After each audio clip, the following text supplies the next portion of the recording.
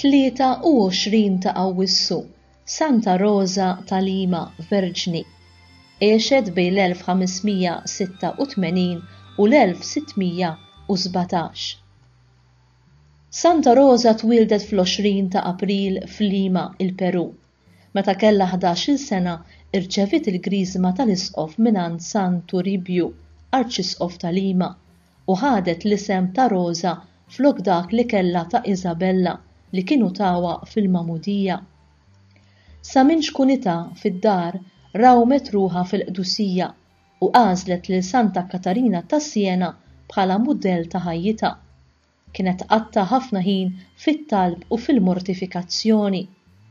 Billi kienet tfajla sabiħa ħafna, kienet torok wiċċa bil-bżar biex jitlala kollu mfafet u jtebbaħħa ħalli bekk tnaqqas żbuħitha. Meta l-ġenituri tagħha marru lura fin-negozju, hi bdiet taħdem fil-ġnien matul il-ġurnata u tħid mal-lejl. Il-ġenituri tagħha xtaquha tiżżewweġ, iżda hija ma riditx. Kienet ilha li għamlet il-vot tal-verġinità.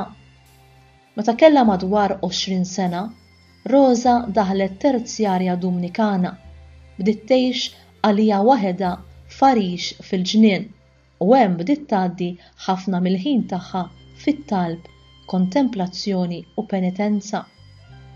Minkejja li kienet tgħix ħajja maqtuwa għalija waħedha, kellha tidher quddiem l-Inkwiżizzjoni.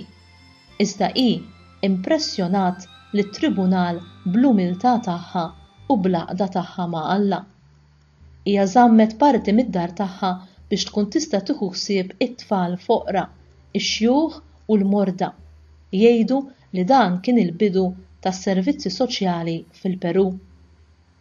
L-aħħar 3 snin ta' ħajjitha qaddiethom marida u fid-dbatija kbira fid-dar ta' ħabibitha li kienet il-mara ta' impjegat għoli mill-gvern. Mietet nhar l-24 ta' Awwissu tas-sena 1617 meta kellha 31 sena. Il-belt kollha ta' Lima ħarġet biħġara għall-funeral tagħha u l-aqwa nies tal-belt refaw it-tebut tagħha. Fl-1671 il-Papa Klement X iddikjara qaddisa u patruna tal-Peru, tal-Amerika t'isfel u tal-Filippini.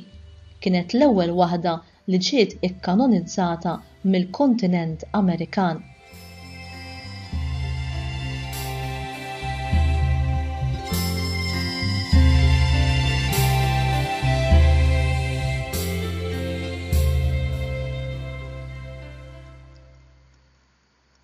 Omma u missiera xtaquha tiżżewweġ, imma jixtaqet li timxi fuq il-passi ta' Santa Katarina u tidħol mas-Sorijiet Dominikani.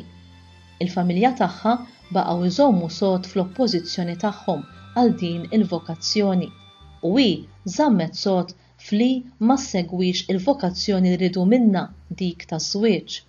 Għalhekk hija baqgħet xebba, saret membru tat-Terza Ordni tal-Lajċi Dominikani u għexet ħajja ta' talb u penitenza.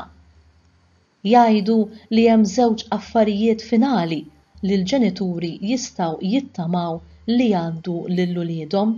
Waħda minn dawn hija l-eruq u l-oħra hija l-ġwienaħ.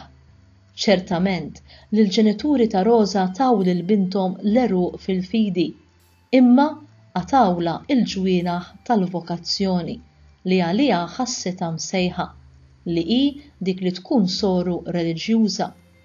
Il-qaddisa sofrit ħafna minħabba dan, imma għaqdet is-sofferenza tagħha ma' dawk ta' Ġesu fuq is-salib u b'konsegwenza ta' dan hija żviluppat ġwienaħ ġodda li bihom taret lejn it-triq tal-Qdusija.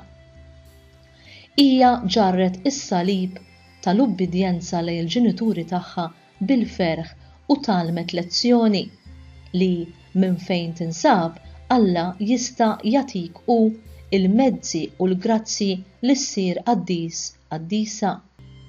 Rosa ma qabditx it-triq li l-ġenituri xtaqu minnha, imma triq li qabdet waslita għall-Qdusija.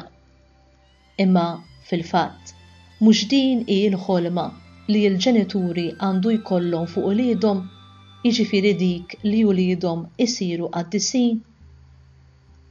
B'dispjaċir ngħidu li llum hemm ħafna ġenituri li ma jixtiequx li wliedhom isiru sorijiet, assisin jew patrijiet. Forsi għax jibżgħu li wliedhom ma jkunux kuntenti jew għax jixtiequ minn għandhom in-neputijiet.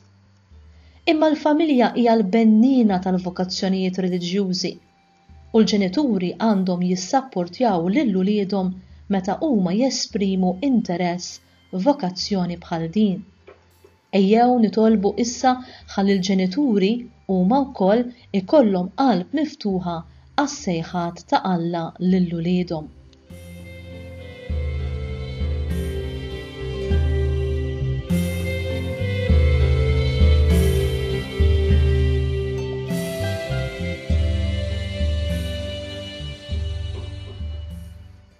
Talba, mulej Ġesu, inta tinna li l-ħsat huwa kbir imma l-ħaddiema ftit.